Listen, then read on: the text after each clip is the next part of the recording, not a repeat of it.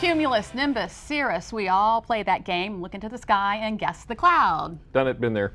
What it really comes down to, though, is how much you can remember from your 5th grade science. Yeah, not anymore. WBOC's chief meteorologist Dan Satterfield is here to give us a 60-second science lesson on how to identify certain clouds. Dan, thanks for joining us Glad this to be afternoon. here. Now, Anytime. First of all, why do we even have clouds? But moisture in the atmosphere. If we didn't have any water on Earth, we wouldn't have clouds. Although we'd still probably have a few cirrus clouds because Mars has no real water, and they have cirrus clouds on Mars. Really? Mm-hmm. Okay, so now a lot of us have forgotten from 5th grade. Oh, wow, look at that one. I've never seen that picture before. You know what that's called? What is that? That's called, ready for this? An altocumulus standing flying saucer lenticularis. That's what I was going to say. She was going to say that there. And that's another altocumulus flying saucer lenticularis. If I saw that, Wow. I'd be calling somebody. Here's the neat thing about those clouds, they don't move. They develop right there and they stay there. What causes that? Well, the air going over a mountain, as it gets higher and higher over the mountain, all of a sudden it cools off and a cloud forms because the cold air can't hold as much water. And then as the air goes back down the other side of the mountain, it warms up and the cloud disappears. So you just have one cloud standing over a mountain. And sometimes air will go over a mountain, it'll start wavering like this, going up and down. So you might see one of those 100 miles away from the mountain just sitting up there. Oh, wow. Yeah. So a lot of us forgot what we learned in science class, but it's you have an easy way to remember. Right. You know, scientists like to make everything as simple as possible. Everyone thinks it's complicated. It's not. You know how we name clouds?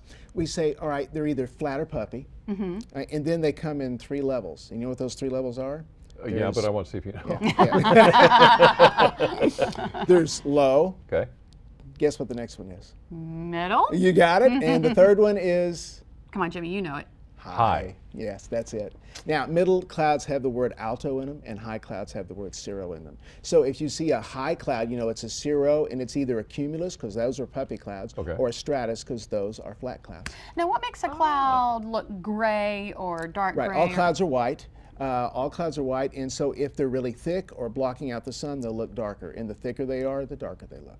So that's why thunderstorms look so dark. Exactly right. And you're looking at right there, the puffy clouds down low, those are cumulus, and then those flat, stringy clouds, and sometimes we say flat, we also say stringy in there, those are cirrus. Wow. And you also see right there some jet contrails. I was going to say that.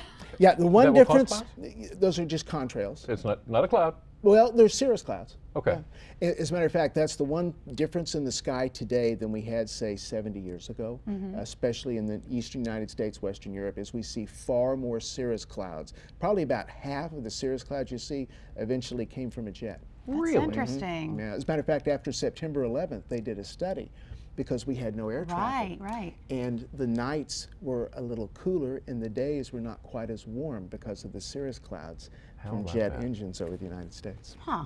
How? Now, you have a favorite cloud real quick. What is it? Oh, well, I would say my absolutely favorite is an aspiratus because it's a new type of cloud. It really doesn't fit into the category.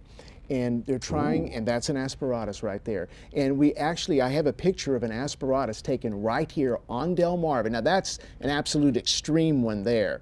But the next picture, it looks really weird. The sky looks like it's sculptured. Yeah. And no one can label this. Where does it go? Is it a low? Is it a middle? It tends to be a low cloud.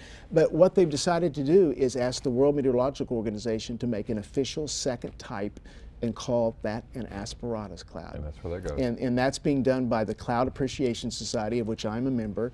And if you want to join, it's absolutely free and it makes you a geek for life. Okay, real quick, tell me what's going on tonight. Okay, I'm going to show the clouds tonight. We went up in the chopper, and then I'll even show you where you can download a little thing to keep so you will know more about clouds than your 5th grader. Science of Clouds tonight. Thank you so much. Thank you so much. Great having you in here this afternoon. Wow, how about that? Good stuff there.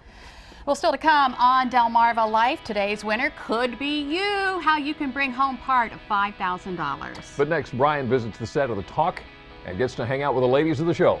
And if you think there's a lot of laughs in front of the camera, just wait till you see the ladies behind the scenes. Delmarva Life, we'll be right back.